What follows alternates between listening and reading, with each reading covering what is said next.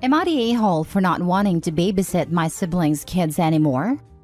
I, 23 female, used to be very close with my family. My siblings have children and I used to be a big part of their lives. I'm always taking good care of them. In my free time, I never do anything for myself. I spend it always with them because I love them. I always go above and beyond for them. Not to mention I spent lots of money on them. I'm the aunt that never said no to them. My siblings have more money than me, but all my money seems to go to their children.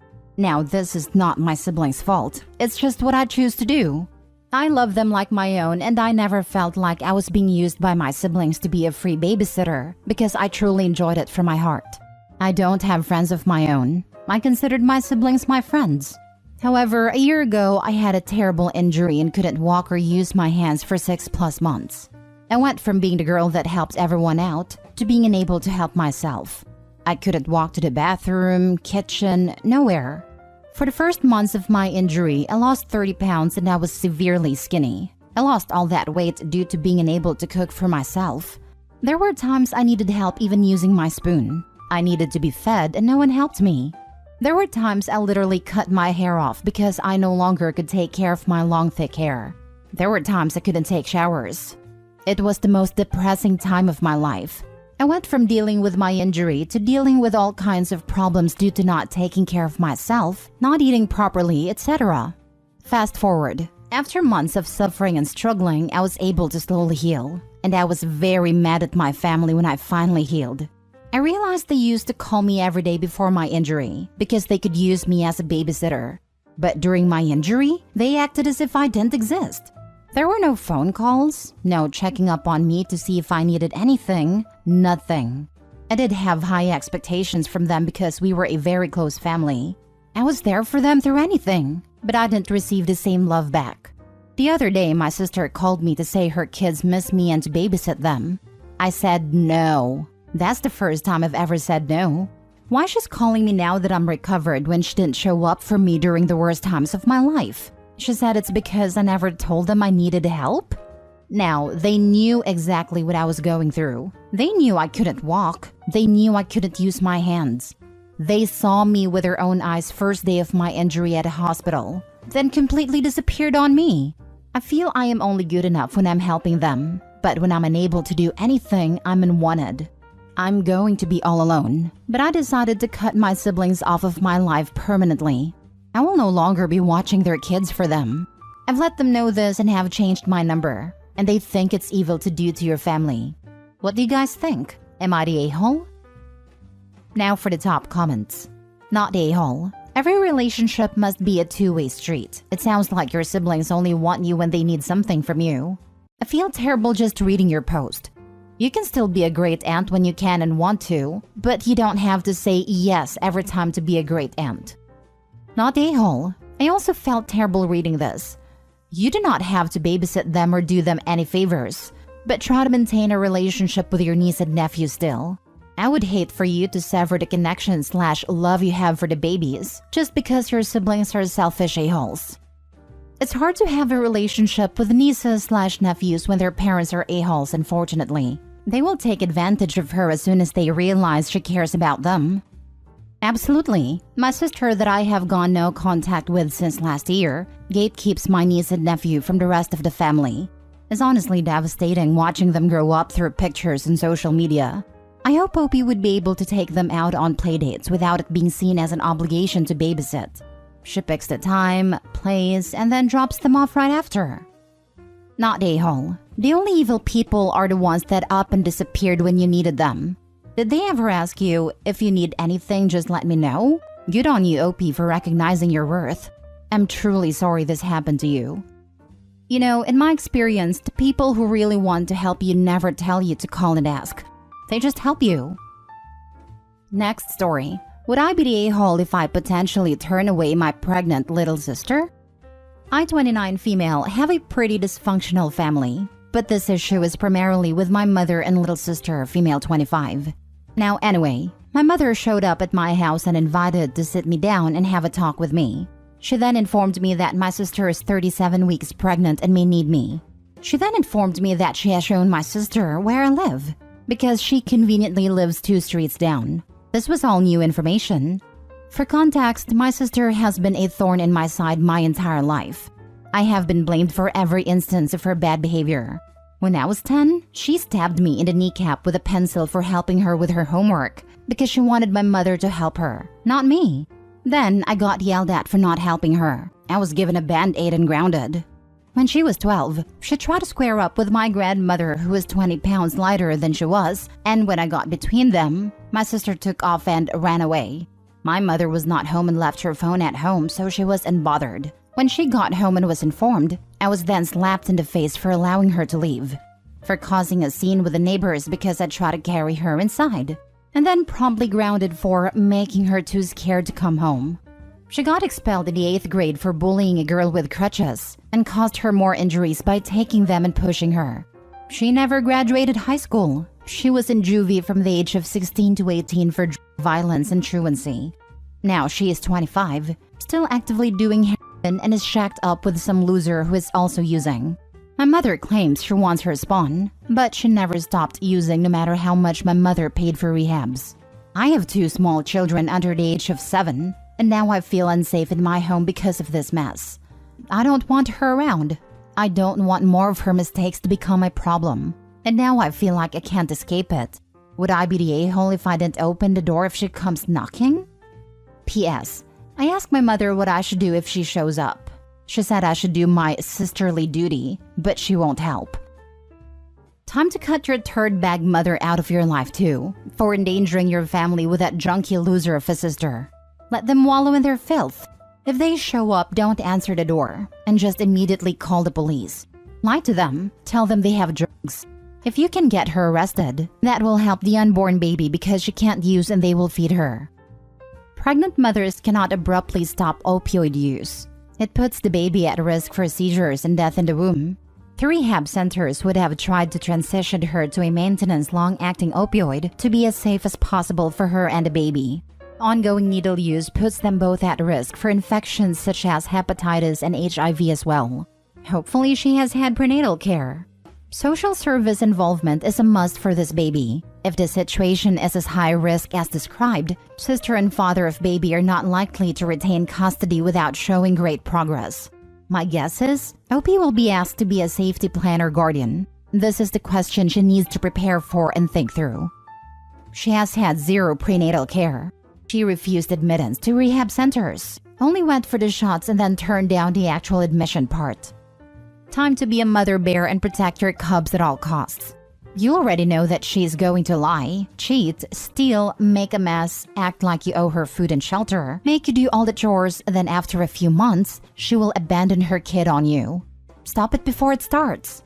Get security cameras and call the police if she shows up. If she gets put in jail for being in heroin, you may save the baby's life. Agreed. Your mom was wrong to tell her where you live. She's an addict and could bring her dealer over there in an attempt to get money. I would make sure all the locks work and get a surveillance camera. I wouldn't answer the door nor let her in, not even to use the bathroom. Especially this. Most people dose IV in the bathroom, and with fentanyl and carfentanil ending up in everything and OP having kids, sister could easily OD and CPS will be investigating OP. And that is a whole ordeal. Absolutely not. Next story. Am I the a-hole for calling my brother and best friend idiots for hiding their relationship from my parents for 6 years? My brother mid-20s and I'm mid-20s or Indian. When I was a freshman in high school, I met a white girl named Haley, mid-20s, who quickly became one of my best friends. From the start, it was clear that my brother and Haley were attracted to each other. A bit after high school, Haley and my brother became official. To Haley and my brother's credit, they always made sure this was okay with me, and Haley took pains to make sure that she wasn't overlooking me.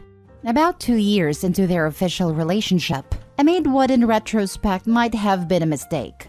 I told my brother he should tell our parents about Haley. My parents already knew Haley as my best friend, and my mom especially really liked her. I told my brother that our parents were more liberal compared to people in their generation from a similar cultural background, and he had less reason to hide his relationship compared to some other Indians. For instance, both of them welcomed my cousin after my dad's brother disowned cousin for being gay. Well, now they're deciding to get married. Obviously, they told my parents.